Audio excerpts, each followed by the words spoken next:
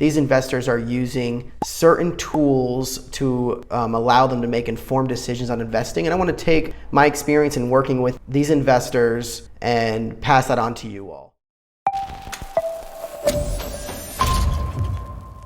Hello, this is Ryan Zakos with Zakos Realty. I'm a licensed real estate broker here out of Sarasota, Florida. In today's video, I'm going to talk to you about investing, the how, what, why of investing. We work with currently and have worked with a lot of investors. These investors are using certain tools to allow them to make informed decisions on investing. And I want to take my experience in working with these investors and pass that on to you all.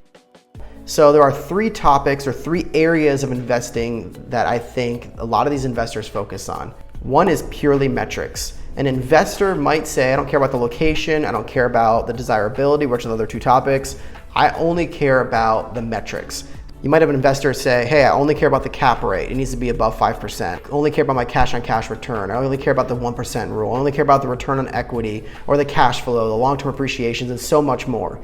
So there is specific metrics that some investors look at and they only focus on those metrics. For example, the 1% rule, they say, I will purchase a house for $450,000 as long as it gives me a 1% return on a monthly gross income. On a $450,000 house, if it's producing $4,500 a month in income or can produce $4,500 a month in gross income, buy it. I don't care where it's at, what it looks like, or any of the likes. I just want to make that 1% return on that purchase.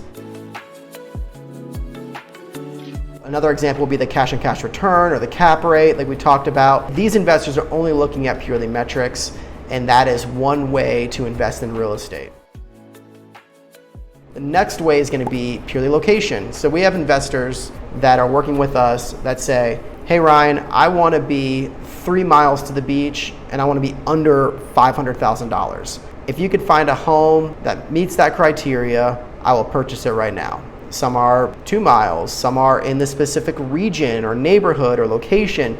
But the whole idea is these investors are location driven, location focused. They are banking on the fact that these neighborhoods or these areas are going to appreciate at a greater rate than all the other real estate around. I wanted to give you specific neighborhoods in my area that investors are currently targeting and looking at. That would be Ringling Park, Payne Park, Arlington Park, Alta Vista, Southgate, Gulfgate, Osprey Nokomis, and Venice. These areas are examples of investors that we're working with currently that are saying, hey Ryan, if a home pops up under this price per square foot, under this price point in these neighborhoods, I'll purchase it right now, no questions asked. They are recognizing the fact that these neighborhoods are in high demand, they're very desirable, and they're going to appreciate at a greater rate than most other neighborhoods. These neighborhoods specifically are really far west, so they're closer to the beaches, as well as they're close to a downtown center. Ringling Park, Payne Park, Arlington Park, Alta Vista, these are all really close to downtown Sarasota and offer all that Sarasota has to offer within a short bike ride. So that's always very desirable. And the last thing is the current desirability. So there are investors that are looking at specific factors or features and looking at the current inventory and saying, and they're analyzing what are people needing right now on the market based on current inventory.